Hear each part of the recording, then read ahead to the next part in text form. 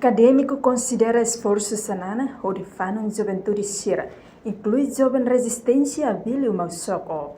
Vice-terceiro reitor Universidade Dili, Undil, Hugo Lourenço da Costa atuou informação da televisão Timor-Post e a Nicnar Fatin Quintalbo, terça-feira, Loron Renolorei Singualo, Fulang Março, Tinan Rihun Rua Renolorei Sintolo. Tuirnia esforço nível líder carismático, Kairala Sanana Gusmão Halo, nela acesso se juventude, liu juventude lorico a suain ou juventude resistência. Hoema Hotu tem que atender kata competente rua nebe importante, luta pela libertação nacional. Maka frente armada ou frente clandestina, enquanto frente diplomática, halau ninia papel e harai liur.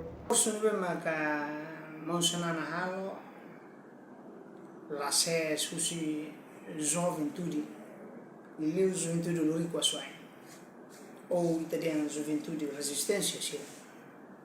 Que ita tem até kata itania componente rua bem importante a luta para a resistência para a libertação nacional, maka frente armada ou frente clandestina.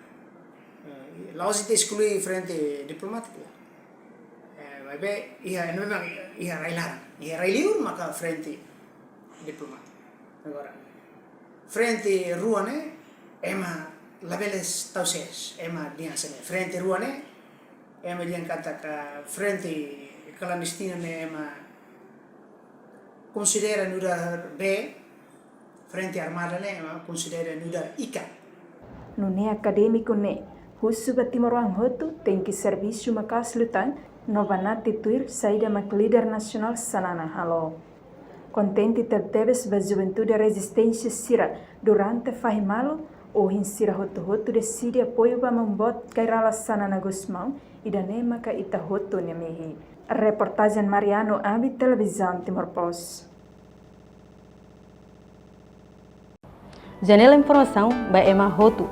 Atu reta informação atual dia kliu kita haluha haneham botão subscribe, like, halo comentário no faz tutang ba media sosial Hotu.